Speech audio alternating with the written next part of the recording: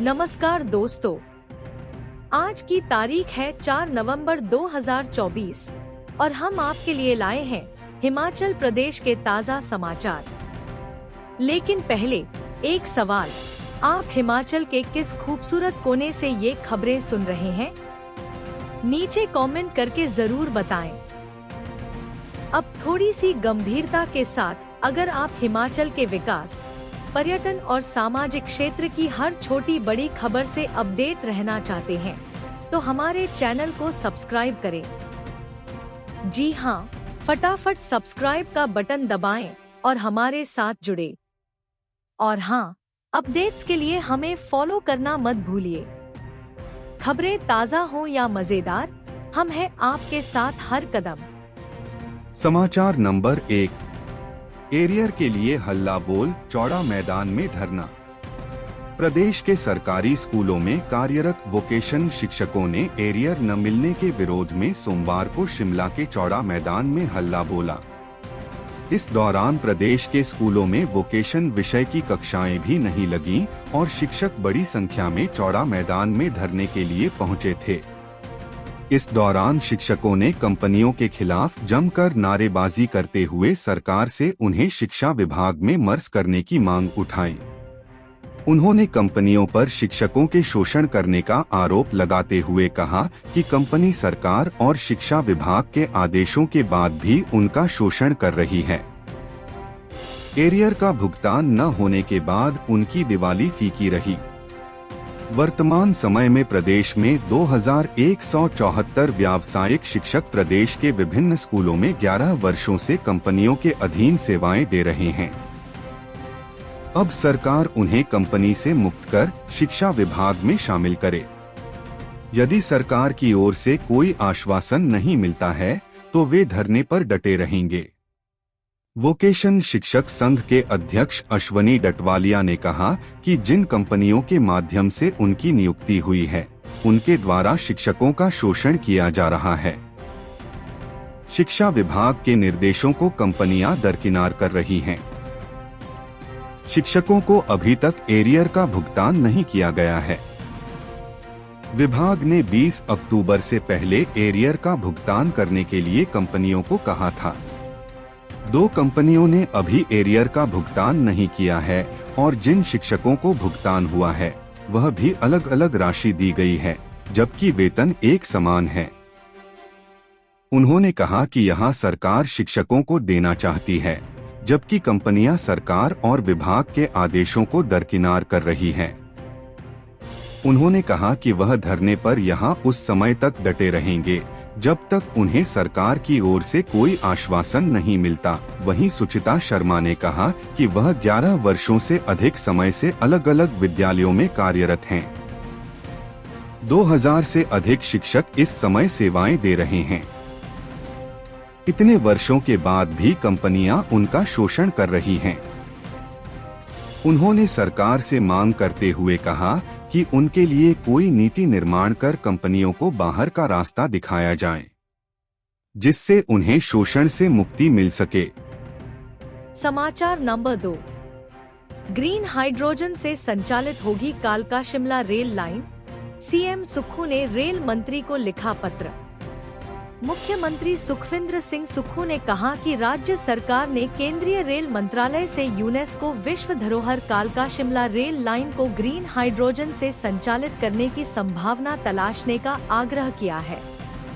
केंद्रीय रेल मंत्री अश्विनी वैष्णव को लिखे पत्र में मुख्यमंत्री ने रेल मंत्रालय को इस ऐतिहासिक रेल लाइन को ग्रीन एनर्जी संचालित रूट में बदलने पर विचार करने का आग्रह किया है। उन्होंने कहा कि प्रदेश सरकार ने 31 मार्च 2026 तक हिमाचल प्रदेश को हरित ऊर्जा राज्य के रूप में स्थापित करने की दिशा में अनेक पहल की है। उन्होंने कहा कि राज्य सरकार प्रदेश को प्रमाणित ग्रीन एनर्जी स्टेट में बदलने के लिए 6 सूत्रीय रणनीति के तहत कार्य कर रही है। सरकार की यह पहल भारत की जलवायु प्रतिबद्धताओं को हासिल करने में महत्वपूर्ण भूमिका निभाएगी। सरकार की रणनीतिक पहल के तहत सतत एवं अक्षय ऊर्जा का उपयोग कर पर्यावरणीय विकास को बढ़ावा प्रदान कर राज्य की अर्थव्यवस्था को सुदृढ़ किया जा रहा है। सीएम सुक्खू ने कहा कि प्रदेश अपनी वर्तमान 1500 मिलियन यूनिट थर्मल पावर खपत को हाइड्रो, सौर और पवन ऊर्जा सहित नवीकरणीय स्रोतों से बदलने की दिशा में आगे बढ़ रहा है। वर्तमान में राज्य 13,500 मिलियन यूनिट बिजली की खपत करता है, जिसकी एक बड़ी आपूर्ति पहले से ही नवीकरणीय स्रोतों से पूरी होती है। बिजली वितरण तंत्र में 90% नवीकरणीय ऊर्जा खपत प्राप्त करने से हिमाचल को देश के पूर्ण रूप से हरित ऊर्जा राज्य के रूप में प्रमाणित किया जा सकेगा। इस लक्ष्य को हासिल करने के लिए प्रदेश सरकार प्रयासरत है और 1 वर्ष के भीतर इस लक्ष्य को हासिल करने की संभावना है।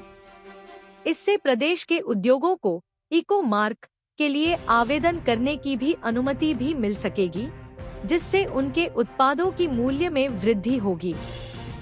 उन्होंने कहा कि सरकार सौर ऊर्जा उत्पादन पर भी विशेष ध्यान दे रही है, जिसके तहत अगले 4 से 5 वर्षों में 2000 मेगावाट की सौर ऊर्जा के उपयोग का लक्ष्य रखा गया है।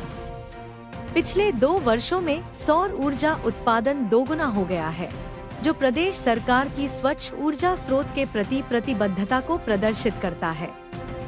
मुख्यमंत्री ने कहा कि राज्य सरकार ने प्रदेश में नवीकरणीय ऊर्जा की विकेंद्रीकरण पहल के तहत ग्रीन पंचायत योजना शुरू की है। इस योजना के तहत पंचायत स्तर पर 500 किलोवाट क्षमता के ग्रिड से जुड़े ground mounted solar power plant लगाए जा रहे हैं। इसके तहत बिजली की बिक्री से होने वाली आय का उपयोग पर्यावरण अनुकूल और सतत विकास परियोजनाओं के लिए किया जाएगा। उन्होंने कहा कि राज्य ग्रीन हाइड्रोजन के उत्पादन की दिशा में भी आगे बढ़ रहा है। ऑयल इंडिया लिमिटेड (OIL) के सहयोग से इस सुविधा का काम चल रहा है और इस तरह की अन्य सुविधाओं के लिए निजी निवेशकों के साथ विचार विमर्श किया जा रहा है।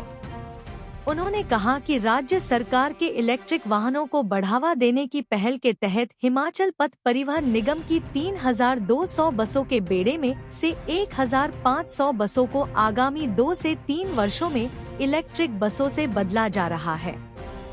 सरकार के विभिन्न विभागों में डीजल और पेट्रोल वाहनों के बेड़े को भी इलेक्ट्रिक वाहनों में बदला जा रहा है।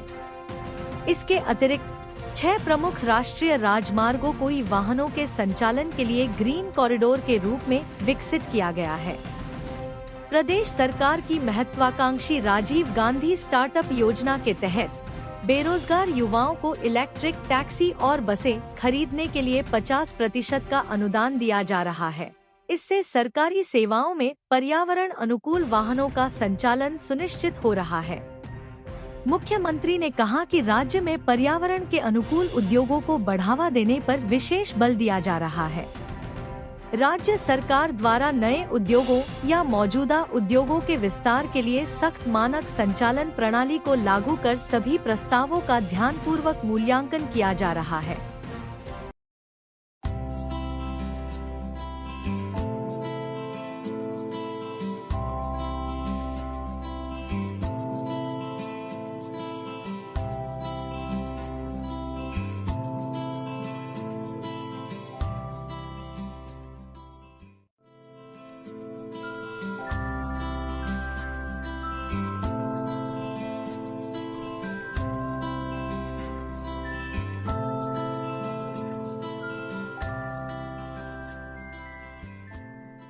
समाचार नंबर 3।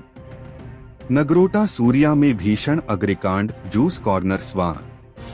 नगरोटा सूरिया में रविवार देर रात बस स्टैंड में एक जूस कॉर्नर की दुकान में आग लगने से लाखों रुपए का नुकसान हो गया। आग इतनी भयानक थी कि दुकान के अंदर रखा सारा सामान जलकर पूरी तरह से राख हो गया। करीब 5 से 10 लाख का नुकसान बताया जा रहा है। यदि स्थानीय युवक मौके पर नहीं पहुंचते और आग को बुझाया नहीं जाता तो बस अड्डे पर लगभग 10 दुकानें पूरी तरह से स्वाह हो जाती। आग इतनी थी कि फायर ब्रिगेड की 2 गाड़ियां जवाली तथा देहरा से रात को पहुंची और आग को बुझाया। जिस दुकान में आग लगी थी उसके साथ में 2 दुकानें, एक स्टेशनरी तथा एक बूट हाउस था। रात करीब 3:30 बजे तक लोग बस अड्डे पर रहे। समाचार नंबर 4। बरसाती जख्मों को अब केंद्र से मरहम की आस। हिमाचल में मानसून से नुकसान की भरपाई की उम्मीद अब केंद्र सरकार से जुड़ गई है। प्रदेश में 3 जिलों का दौरा कर वापस लौटी टीम ने प्रदेश के नुकसान की रिपोर्ट केंद्र सरकार के सुपुर्द कर दी है। टीम ने बादल फटने से प्रभावित शिमला, कुल्लू और मंडी का दौरा किया है। इसके बाद प्रदेश सरकार के आला अधिकारियों के साथ मानसून की रिपोर्ट पर बैठक की थी। इसके अलावा टीम ने कुल्लू और मंडी दोनों जिलों में उपायुक्तों से भी नुकसान को लेकर चर्चा की है। अब इस रिपोर्ट के आधार पर केंद्र सरकार आपदा का आकलन कर हिमाचल को मदद भेजेगी। गौरतलब है कि 31 जुलाई और 1 अगस्त की इस प्राकृतिक आपदा में 55 लोग लापता हो गए थे।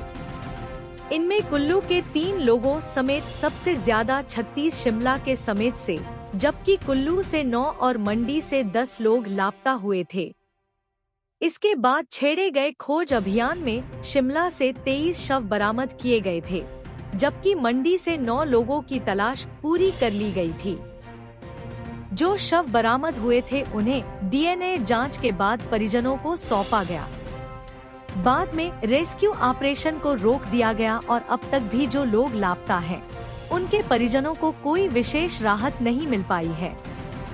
इस आपदा के दौरान बड़ी संख्या में घरों को भी नुकसान पहुंचा है और परिजन राहत राशि का इंतजार कर रहे हैं। इसके अलावा मानसून सीजन के दौरान प्रदेश भर में 1360 करोड़ रुपए के नुकसान आपदा प्रबंधन विभाग ने दर्ज किया है। मौजूदा वित्तीय वर्ष में मानसून की वजह से अलग अलग विभागों को हुए नुकसान की बात करें तो पीडब्ल्यूडी को 633 करोड़, जल शक्ति विभाग को 540 करोड़, बागबानी विभाग को 139 करोड़, कृषि विभाग को 1 करोड़ 32 लाख, बिजली बोर्ड को 98 लाख रुपए का नुकसान हुआ है। हिमाचल में 27 जून के बाद से बरसात के मौसम में 342 लोगों की मौत अलग अलग वजहों से हुई थी, जबकि 28 लोग अभी तक लापता हैं। राज्य सरकार की ओर से हादसों की वजह से हुई मौत के मामले में अभी तक 13 करोड़ 68 लाख रुपए मुआवजे के तौर पर मृतकों के परिजनों को बांटे जा चुके हैं। केंद्र से राहत मिलते ही विभागों को मदद। मानसून सीजन के दौरान प्रदेश भर में इस बार 600.9 मिलीमीटर बारिश दर्ज की गई थी। हिमाचल में 27 जून को मानसून दाखिल हुआ था। मानसून सीजन के दौरान 18% बारिश कम हुई है। आपदा प्रबंधन विभाग के निदेशक दुनी चंद राणा ने बताया कि केंद्र से आई टीम को नुकसान की जानकारी दे दी गई है। हिमाचल में 1360 करोड़ रुपए के नुकसान का अनुमान है। उन्होंने कहा कि केंद्र से राहत मिलते ही संबंधित विभागों को नुकसान की भरपाई कर दी जाएगी। गौरतलब है कि मानसून के दौरान सबसे ज्यादा नुकसान पीडब्ल्यूडी को 633 करोड़ रुपए का हुआ था, जबकि इसके बाद जल शक्ति विभाग को 540 करोड़ रुपए की चपत लगी थी। समाचार नंबर 5। हिमाचल को जल्द मिलेंगे बैली ब्रिज, लोक निर्माण विभाग ने 2 कंपनियों को दिए ऑर्डर। बैली ब्रिज की पहली खेप जल्द ही हिमाचल पहुंच जाएगी। पीडब्ल्यूडी ने बैली ब्रिज से जुड़ी टेंडर प्रक्रिया पूरी कर ली है। विभाग 10 करोड़ 95 लाख रुपए से 9 पुलों की खरीद कर रहा है। इन पुलों को प्रदेश के अलग अलग जगह जरूरत के दौरान स्थापित किया जा सकेगा। खास बात यह है कि पीडब्ल्यूडी ने इन पुलों को अलग अलग जोन में रखने का फैसला किया है। इन पुलों को प्रदेश भर में जरूरत के समय पहुंचाया जा सकता है। इससे पहले बीते साल विभाग ने 18 करोड़ रुपए से 12 पुल खरीदे थे। यह सभी पुल कोलकाता की अलग अलग कंपनियों से खरीदे गए थे। गौरतलब है कि केंद्र सरकार ने कोलकाता की 2 कंपनियों गार्डन एंड रीच और रूफ एंड ब्रिज को बैली ब्रिज के उत्पादन के लिए अधिकृत किया है। खास बात यह है कि बॉर्डर रोड ऑर्गेनाइजेशन (BRO) इन्हीं कंपनियों से पुलों की खरीद कर रहा है। ज्यादातर पुल पहाड़ी क्षेत्रों में स्थापित किए गए हैं। पीडब्ल्यूडी ने भी इन्हीं कंपनियों से खरीद का फैसला किया है। इससे पहले 18 करोड़ रुपए की खरीद भी दोनों कंपनियों से की गई थी। बैली ब्रिज को पीडब्ल्यूडी के अधिकारी 1 सप्ताह से 10 दिन में स्थापित कर सकते हैं। आवश्यकता पूरी होने के बाद इन पुलों को उनकी जगह से हटाया भी जा सकता है। हाल ही में शिमलामटौर नेशनल हाईवे पर घंडल में पीडब्ल्यूडी ने बैली ब्रिज स्थापित किया था। अब इस पुल के बराबर सड़क का निर्माण पूरा हो चुका है और विभाग बैली ब्रिज को हटाने की तैयारी में है। जल्द पूरी होगी खरीद की प्रक्रिया। पीडब्ल्यूडी के प्रमुख अभियंता एनपी सिंह ने बताया कि बैली ब्रिज की खरीद को लेकर टेंडर की प्रक्रिया पूरी कर ली गई है। विभाग 9 पुलों की खरीद करने जा रहा है। इन पुलों की खरीद पर 10 करोड़ 95 लाख रुपए खर्च होंगे। पीडब्ल्यूडी मंत्री विक्रमादित्य सिंह ने समीक्षा के दौरान पुलों की खरीद पर हामी भरी थी। अब बजट मुहैया होने के बाद विभाग ने खरीद की प्रक्रिया को पूरा करने जा रहा है। Introducing the Scotch-Brite plastic kitchen wiper, the ultimate cleaning companion for your home. This wiper delivers streak-free, single-swipe cleaning, leaving surfaces instantly dry. Its TPE blade and durable handle ensure long-lasting performance. With an ergonomic design, the wiper is easy to hold and use on various surfaces, making cleaning effortless. Crafted with quality materials, the Scotch-Brite plastic kitchen wiper is built to last, ensuring reliable cleaning for years to come. Experience the convenience of the Scotch-Brite plastic kitchen wiper and enjoy a spotless, streak-free home. समाचार number 6। Congress की घोषणाएं पूरी नहीं, नेता प्रतिपक्ष का आरोप। सिर्फ सत्ता पाने को किए थे झूठे वादे। नेता प्रतिपक्ष जयराम ठाकुर ने कहा कि अपने छोटे बड़े सभी नेताओं के भाषण और कांग्रेस का गारंटी पत्र पढ़कर मुख्यमंत्री यह जान गए होंगे कि उन्होंने एक भी गारंटी पूरी नहीं की है। अब उन्हें यह भी समझ में आ जाना चाहिए कि झूठ बोलकर खुद को तसल्ली दी जा सकती है, पूरे प्रदेश को नहीं। उन्हें अपने पार्टी के रणनीतिकारों के बयानों को फिर से सुनना चाहिए कि हमने सरकार बनाने से पहले क्या घोषणाएं की थी। अगर कांग्रेस नेताओं को उनके भाषण न मिल रहे हों, तो हमें बताएं, हम उपलब्ध करवा देंगे। जयराम ठाकुर ने कहा कि सरकार विपक्ष पर सारा दोष मढ़कर अपना पल्ला नहीं झाड़ सकती है। लोकतंत्र में जवाबदेही सबसे बड़ी चीज है। जिन मुद्दों पर आप चुनकर आए हैं, उससे मुंह नहीं मोड़ सकते हैं। उस पर आप झूठ बोलकर नहीं बच सकते हैं। धीरे धीरे सबने सच को स्वीकार कर लिया है।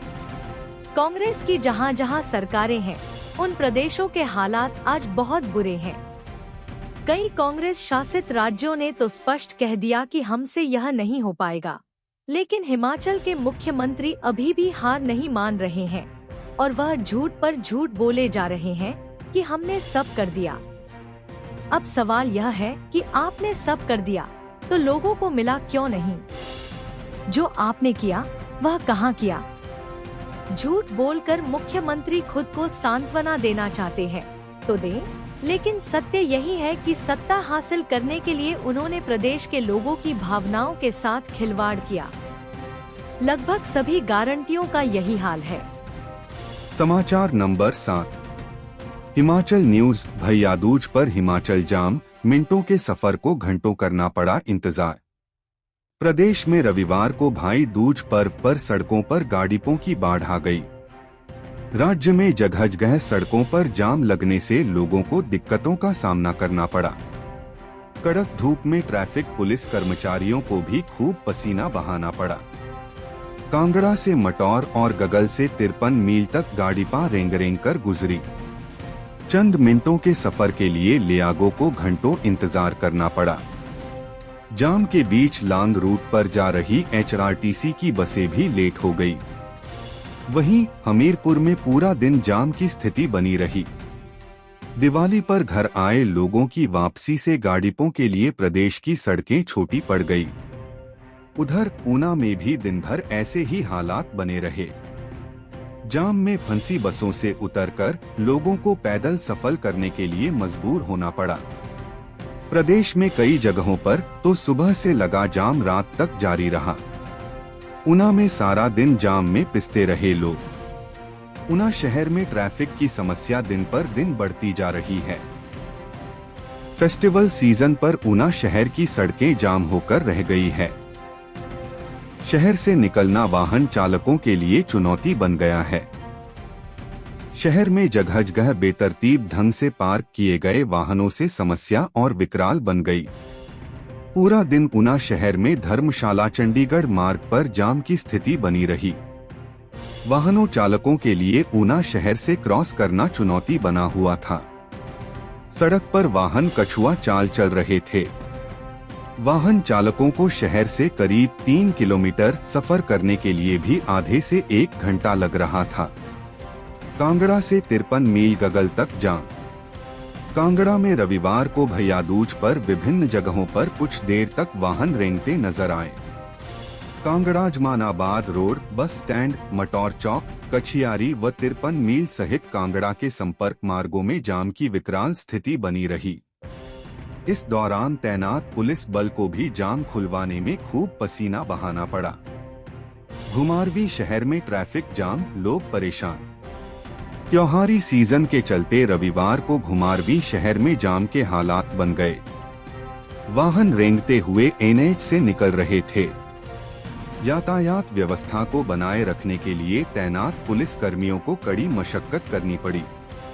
दीपावली के बाद रविवार के दिन भैया दूज पर्व की खुशियां मनाकर बाहरी राज्यों को जाने वाले लोगों की खासी भीड़ रही, जिसके चलते भगेड़ से लेकर घुमारवीं और इससे आगे कलरी तक जाम बना रहा।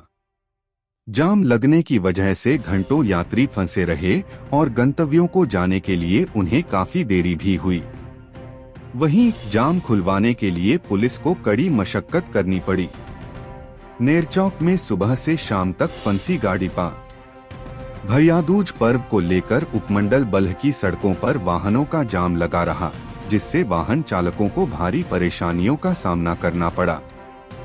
जाम लगने से लोग घंटों जाम में फंसे रहे। ट्रैफिक पुलिस कर्मियों ने दिन भर जाम खुलवाने में पसीना बहाया, लेकिन गाड़ी पा कछुए की चाल में रेंगती नजर आई। हमीरपुर शहर की सड़कें गाड़ियों से जैम पैक। हमीरपुर शहर में जाम से वाहन चालक खासे परेशान नजर आए। जाम को कंट्रोल करने के लिए तैनात पुलिस कर्मियों के भी पसीने छूट गए, क्योंकि शहर में वाहनों की संख्या इतनी थी कि चाहकर भी जाम थम नहीं रहा था। ऐसे में रूट की बसें भी जामे में फंसी रही और रूट पर देरी से रवाना हो रही थीं। ऐसे में बसों के इंतजार में बैठे यात्रियों को स्टेशनों पर लंबा इंतजार करना पड़ा। समाचार नंबर 8। कमजोर वर्गों को ताकतवर बना रही प्रदेश सरकार। सामाजिक सुरक्षा पेंशन से 8 लाख परिवारों को मिला लाभ। सामाजिक सरोकारों को सर्वोच्च प्राथमिकता प्रदान करते हुए प्रदेश सरकार हिमाचल का चहुमुखी विकास सुनिश्चित कर रही है। वंचित वर्गों के कल्याण की दिशा में किए जा रहे प्रदेश सरकार के समर्पित प्रयासों से लोगों के जीवन में सकारात्मक बदलाव आ रहे हैं। प्रदेश सरकार ने कमजोर वर्गों के कल्याण के लिए 1537.67 करोड़ रुपए आवंटित किए हैं। इसके तहत अनुसूचित जाति, जनजाति, महिलाओं, बच्चों, वृद्धजन और विशेष रूप से सक्षम लोगों का कल्याण सुनिश्चित किया जाएगा। इसके अलावा अनुसूचित जनजाति के कल्याण को केंद्र में रखकर 2483.20 करोड़ आवंटित किए गए हैं। प्रदेश सरकार की इस नवोन्मेषी पहल से वंचित वर्गों के लिए सम्मानजनक जीवन जीने का मार्ग प्रशस्त होगा। वर्तमान में प्रदेश में 8 लाख लोग सामाजिक सुरक्षा पेंशन से लाभान्वित हो रहे हैं।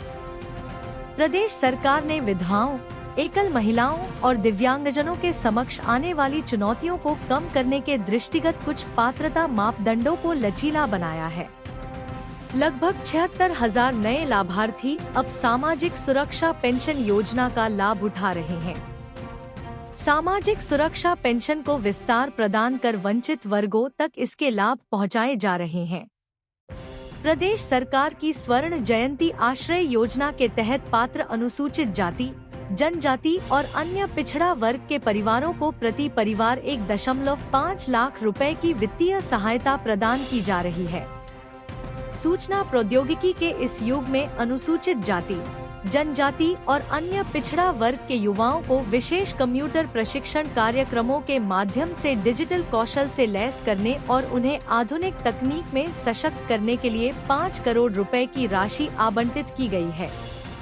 अनुसूचित जाति और अनुसूचित जनजाति अत्याचार निवारण अधिनियम के तहत अंतरजातीय विवाह के लिए 50,000 रुपए की प्रोत्साहन राशि प्रदान की जा रही है।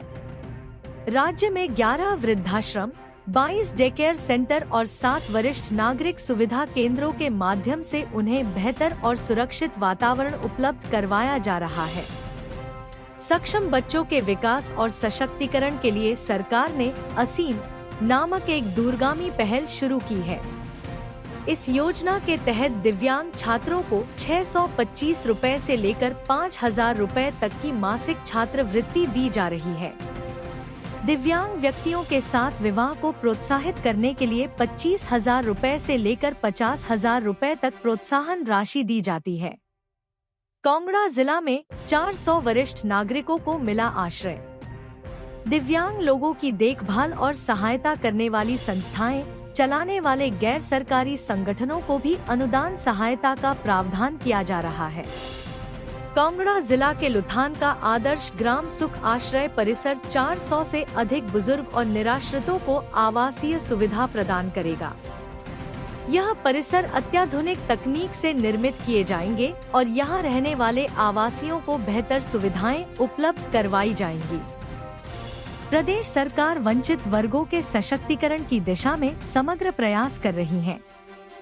सरकार के इन प्रयासों के फलस्वरूप ये वर्ग समाज की मुख्य धारा में जुटकर प्रदेश की प्रगति में अपनी भागीदारी सुनिश्चित कर रहे हैं।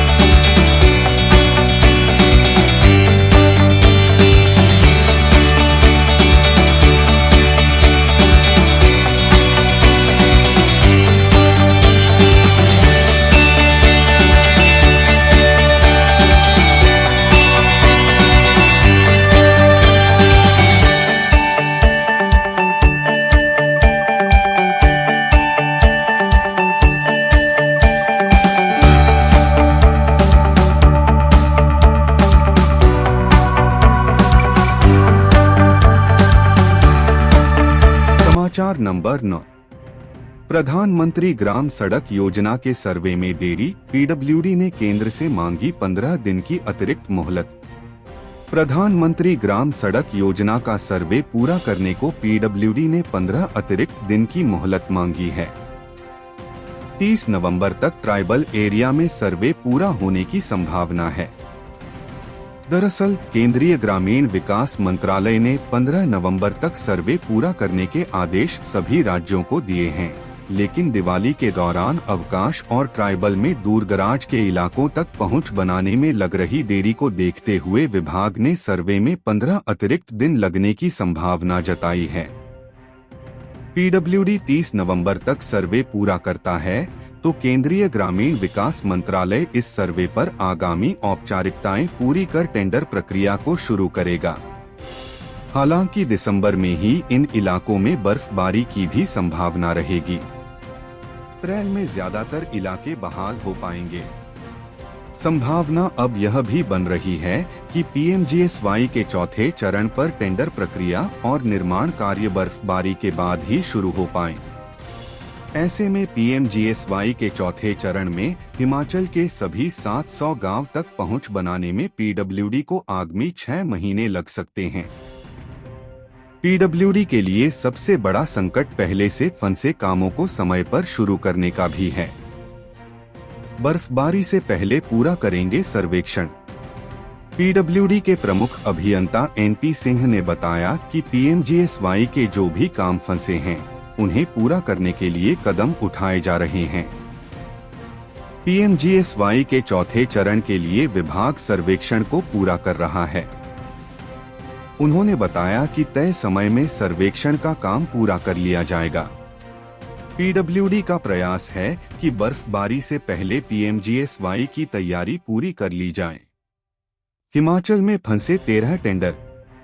पीएमजीएसवाई के पहले से जारी प्रोजेक्ट के 13 टेंडर अभी तक अवार्ड नहीं हो पाए हैं। करीब 162 करोड़ के ये टेंडर कांगड़ा, शिमला और हमीरपुर जोन में फंसे हुए हैं। टेंडर आवंटन के लिए 45 दिन का समय तय किया गया है। इनमें कांगड़ा में 60 करोड़ के 4 सड़क के टेंडर व 15 करोड़ के 6 पुल शामिल हैं। इसके साथ ही शिमला में 70 करोड़ रुपए के काम अवार्ड नहीं हो पाए हैं। इनमें 6 सड़क और 5 पुल के प्रोजेक्ट हैं, जबकि हमीरपुर में 32 करोड़ के काम फंसे हुए हैं। इनमें 3 प्रोजेक्ट शामिल हैं। समाचार नंबर 10। किसान न्यूज। हिमाचल में डीएपी खाद का संकट, किसान परेशान। हिमाचल प्रदेश में रबी फसलों की बुआई के लिए नवंबर और दिसंबर का महीना अनुकूल रहता है। फसलों की बिजाई के लिए बीज के साथ यूरिया व डीएपी खाद की जरूरत पड़ती है, लेकिन डीएपी खाद न मिलने से किसानों की परेशानी बढ़ती जा रही है। जिला ऊना सहित प्रदेश के अन्य जिला में डाया खाद, डीएपी का संकट लोगों के लिए परेशानी का कारण बन रहा है। किसानों के अनुसार फसलों को मजबूती देने के लिए डाया खाद जरूरी होती है। इस खाद के न मिलने से किसानों को एनपीके और 16 से 16 खाद का प्रयोग करना पड़ रहा है, जो किसानों के मुताबिक एक कमजोर खाद है। बता दें कि हिमाचल प्रदेश के साथ पंजाब, हरियाणा, राजस्थान, यूपी, बिहार और मध्य प्रदेश तक के किसान वर्तमान समय में डीएपी खाद न मिलने से परेशान है। अगर प्रदेश के कृषि प्रधान जिला ऊना की बात करें तो जिला ऊना में अब गेहूं, सरसों आदि फसलों की बिजाई होगी। बता दें कि कृषि विभाग के आंकड़ों के अनुसार जिला ऊना में 35,514 हेक्टेयर भूमि में गेहूं की फसल की बिजाई की जाती है। सरकारें देती हैं सब्सिडी। ऊना के कृषि उपनिदेशक डा कुलभूषण धीमान ने बताया कि किसानों को डीएपी खाद के लिए केंद्र व राज्य सरकार से सब्सिडी मिलती है।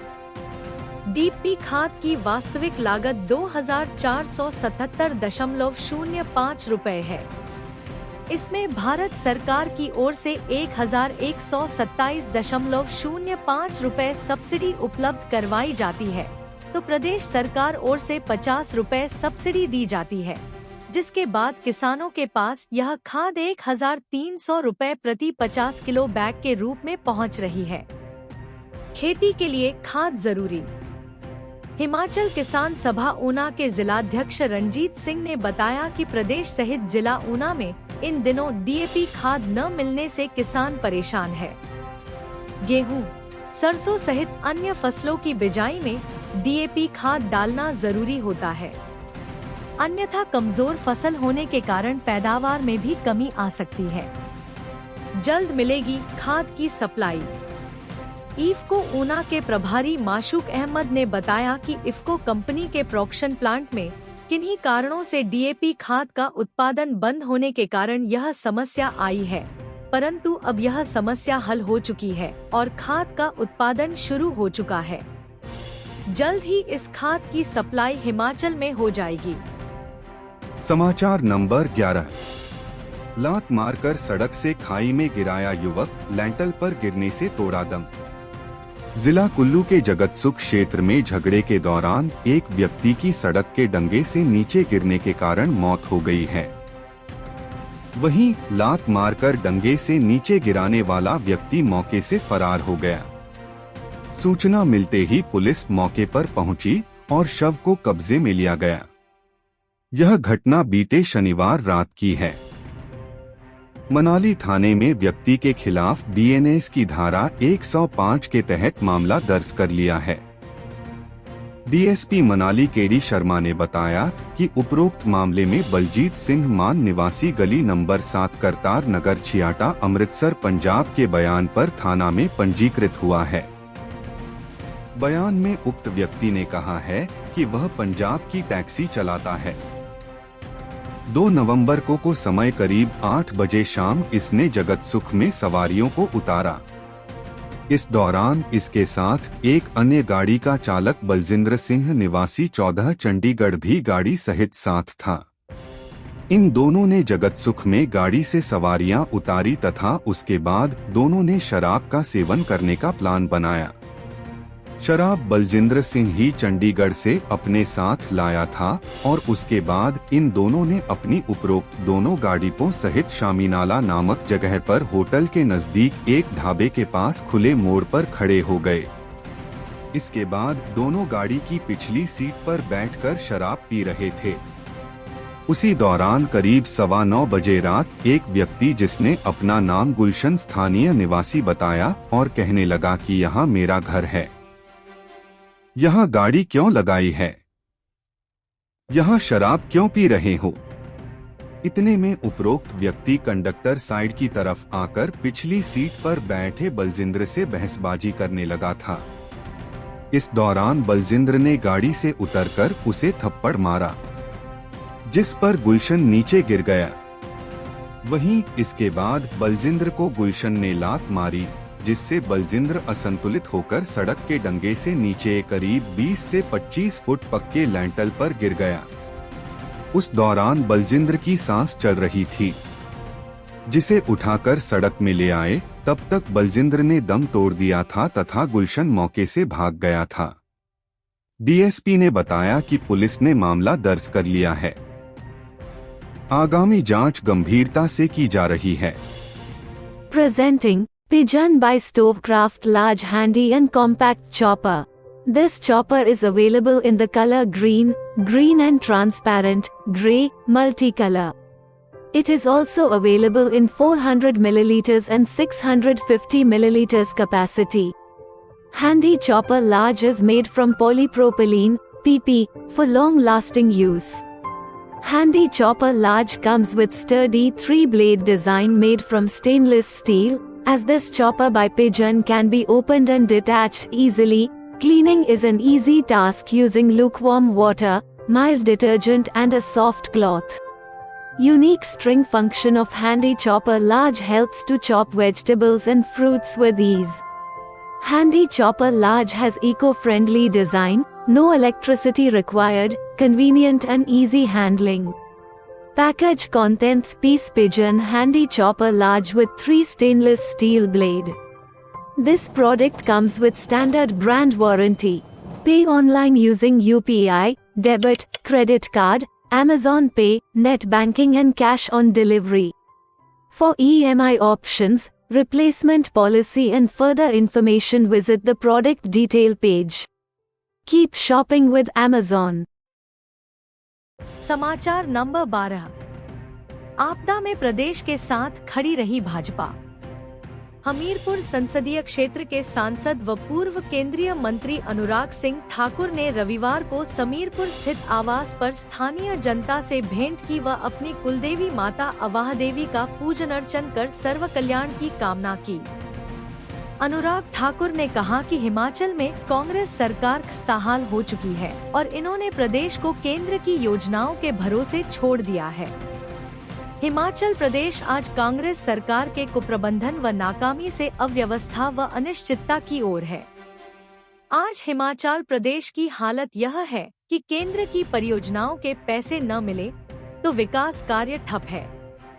केंद्र सरकार की ओर से प्रधानमंत्री आवास योजना हो, ग्रामीण सड़क योजना हो, CRIF फंड से सड़क निर्माण हो, पेयजल जैसी तमाम योजनाएं हैं जो धरातल पर उतर रही हैं, तो प्रदेश का विकास हो रहा है। वरना राज्य सरकार न तो कोई नया प्रोजेक्ट ला पा रही है और न ही पुराना कुछ रिपेयर करा पा रही है। प्रदेश में बाकी विधानसभा तो दूर की बात है, मुख्यमंत्री के अपने गृह विधानसभा में सड़कों के खस्ताहाल हैं।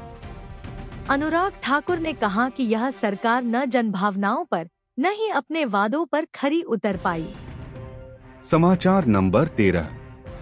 सीएम सुक्खू मुख्यमंत्री ठाकुर सुखविंदर सिंह सुक्खू ने ठुकराया सोने का कीमती तोहफा। व्यवस्था परिवर्तन का नारा देकर सत्ता में आए मुख्यमंत्री ठाकुर सुखविंदर सिंह सुक्खू ने एक अधिकारी द्वारा भेंट किया जा रहा सोने का महंगा तोहफा ठुकराकर अफसरशाही को संदेश दे दिया है कि चापलूसों के लिए उनके पास कोई स्थान नहीं है। वह केवल उसकी कदर करते हैं और करेंगे जो अपना काम सही तरीके से और जनता की भलाई के लिए करेगा। यही नहीं, इस घटनाक्रम के बाद उन्होंने यह आदेश भी जारी किए हैं कि सचिवालय में जो भी कोई उनसे मिलने आएगा उसकी पूरी स्कैनिंग की जाए और किसी भी तरह का गिफ्ट अंदर लाने की अनुमति किसी को नहीं होगी। दरअसल मसला दीपावली के तोहफे से जुड़ा हुआ बताया जा रहा है। जानकारी के मुताबिक हमीरपुर जिला में बड़े ओहदे पर तैनात एक साहब दीपावली के अवसर पर मुख्यमंत्री को भेंट करने के लिए एक तोहफा लेकर गए थे। तोहफा सोने का था जिसकी कीमत लाखों में बताई जा रही है। बताते हैं कि जब वह साहब मुख्यमंत्री को यह तोहफा भेंट करने लगे तो सीएम को शक हुआ और उन्होंने कहा कि पहले इसे खोलकर बताओ कि यह क्या है। जब अधिकारी ने इसे खोला तो यह सोने का एक कीमती तोहफा था। मुख्यमंत्री ने जब यह देखा तो वह न केवल नाराज हुए बल्कि उन्होंने उस अधिकारी को फटकार भी लगाई कि आखिर क्या सोचकर वे उन्हें यह गिफ्ट भेंट करने आए थे। हालांकि बताते हैं कि साहब ने सबुआई देते हुए कहा कि यह पूरा सोने का नहीं है बल्कि इसमें सोने की परत चढ़ाई गई है। मुख्यमंत्री ने तुरंत इसे वहां से ले जाने के आदेश दिए और साथ ही आदेश जारी किए कि कोई भी इस तरह का तोहफा लेकर उनके पास नहीं आएगा।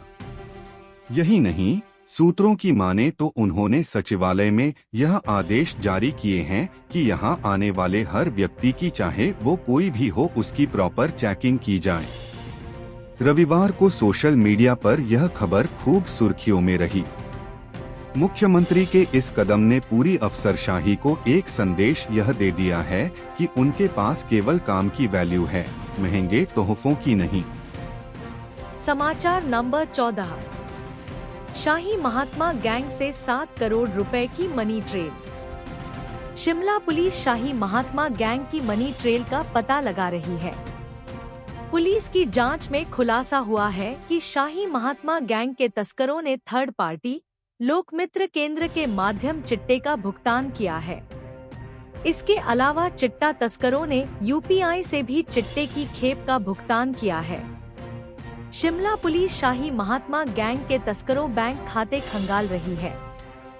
पुलिस की जांच में अब तक शाही महात्मा गैंग के तस्करों के 6 से 7 करोड़ के लेने का खुलासा हुआ है। शिमला पुलिस की चिट्टा माफिया पर ताबड़तोड़ कार्रवाई जारी है।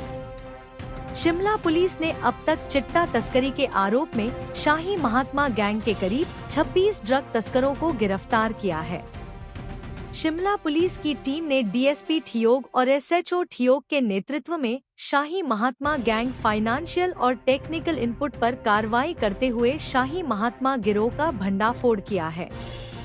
शाही महात्मा गैंग का चिट्टा तस्करी का यह केस बीते दिनों एनडीपीएस एक्ट पीएस कोटखाई की जांच के बाद किया गया है, जिसमें जम्मू कश्मीर के रहने वाले एक आरोपी से 468 ग्राम हेरोइन शाही महात्मा गिरोह बरामद की गई थी, जो ड्रग का सौदागर था।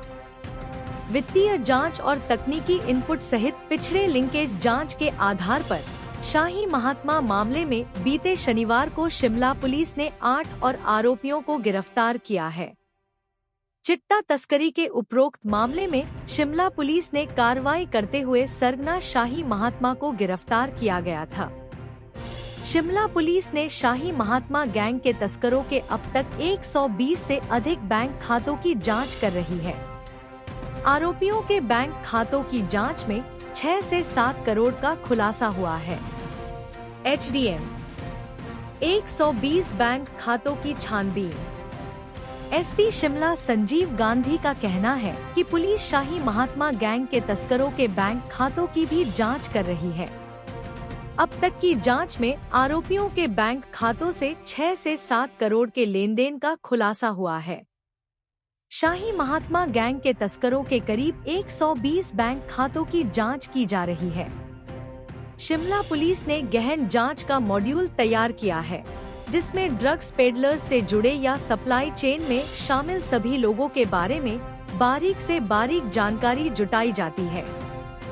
शिमला में राधे गैंग के 2 तस्कर अरेस्ट। पुलिस की चिट्टा तस्करों पर लगातार कार्रवाई जारी, अब तक 12 गिरफ्तारियां। शिमला पुलिस ने चिट्टा तस्करी के मामलों में शाही महात्मा के तस्करों पर ताबड़तोड़ कार्रवाई के बाद अब राधे गैंग के तस्करों को गिरफ्तार किया है।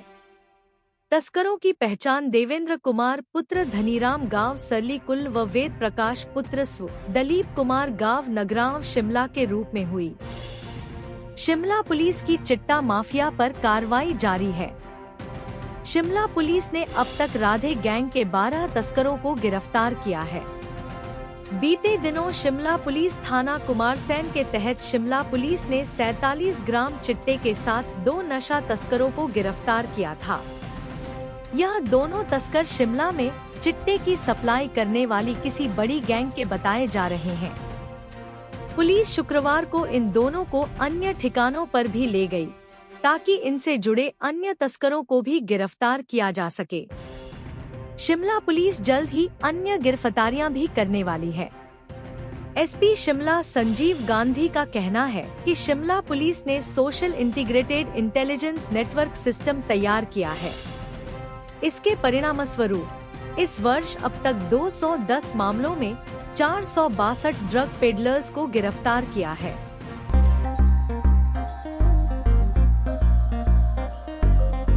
Hi guys, this is Tripti and today I'm going to be introducing you to a set of 100% food grade and BPA free airtight containers that you can use to store your dry fruits and spices to keep it crisp, fresh and flavorful for longer than ever. Open these canisters by simply turning the screw-on lids. These easy open and shut lids and the wide mouth make them safe and easy to use.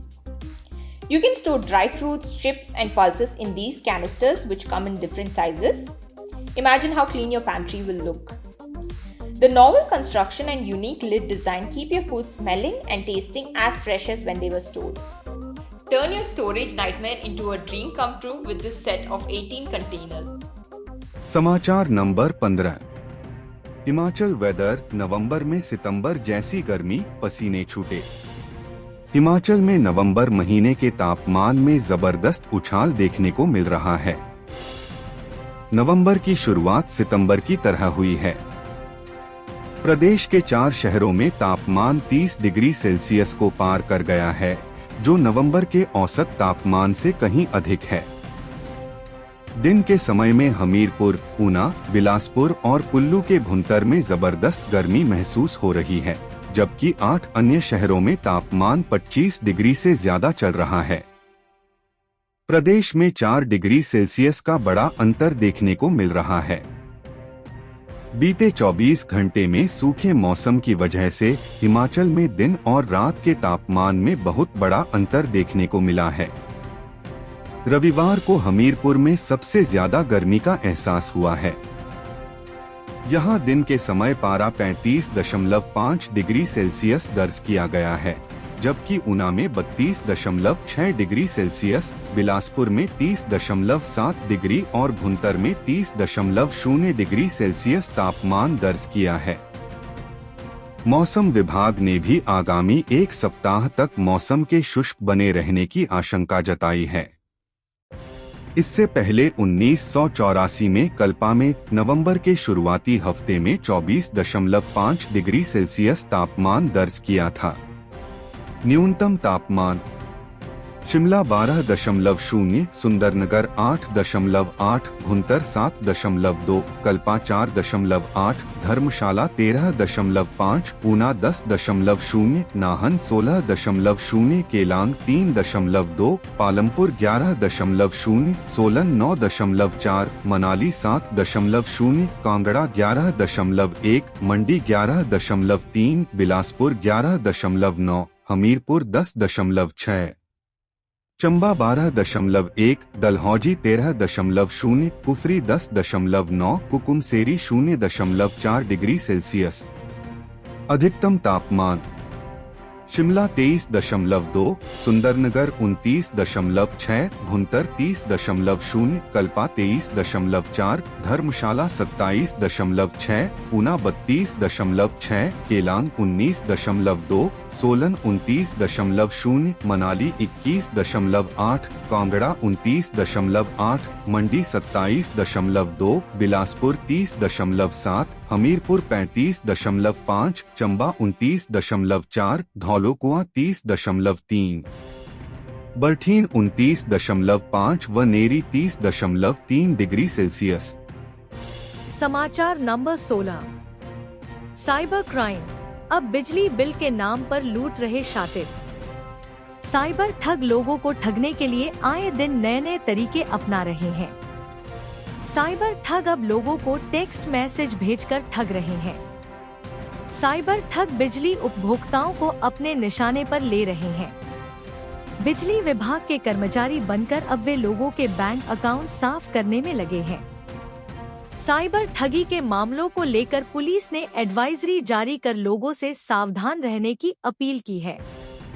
Cyber ठग ऐसे लोगों को निशाना बना रहे हैं जिनका बिजली का बिल बकाया है। शातिर बिजली कनेक्शन काटने का डर दिखाकर बिजली उपभोक्ता से उसके बैंक अकाउंट सहित अन्य व्यक्तिगत जानकारियां हासिल कर धोखाधड़ी कर रहे हैं। साइबर ठग लोगों के फोन नंबरों पर टेक्स्ट मैसेज भेजकर उन्हें ठगी का शिकार बना रहे हैं। शातिरों द्वारा भेजे जा रहे मैसेज में लिखा होता है कि आपके द्वारा भरा गया बिजली बिल अपडेट नहीं हुआ, इसलिए आपका बिजली कनेक्शन काट दिया जाएगा। इसके अलावा KYC करवाने के भी मैसेज भी लोगों को भेजे जा रहे हैं। शातिरों द्वारा भेजे गए SMS में फोन नंबर भी दिए जा रहे हैं जिस पर संपर्क कर बिल अपडेट करवाने की बात कह रहे हैं। जब कोई व्यक्ति साइबर ठगों द्वारा दिए गए नंबर पर संपर्क करता है तो शातिर उसे उलझाना शुरू करते हैं। वे बिजली बिल भुगतान या फिर बैंक संबंधी कोई अन्य वेरिफिकेशन करने का झांसा देकर उपभोक्ता से बैंक खाते की डिटेल शेयर करने को कहते हैं। इसके अलावा वे एनीडेस्क, टीम व्यूअर जैसे रिमोट एक्सेस एप्लीकेशन इंस्टॉल करवाने की कोशिश भी करते हैं। साइबर ठगी से बचने के लिए साइबर सेल शिमला की ओर से समय समय पर एडवाइजरी भी जारी की जा रही है। साइबर सेल की एडवाइजरी में कहा गया है कि जो लोग इन ठगों की बातों में आकर अपनी बैंक डिटेल या कोई अन्य महत्वपूर्ण जानकारी इनको शेयर कर देता है तो साइबर ठग उसकी सहायता से उस व्यक्ति के बैंक अकाउंट में से पैसा निकाल लेते हैं। हम अपने राज्य के विकास में योगदान देने में गर्व महसूस करते हैं और हमें उम्मीद है आने वाले दिनों में हमें और भी अच्छी खबरें मिलेंगी।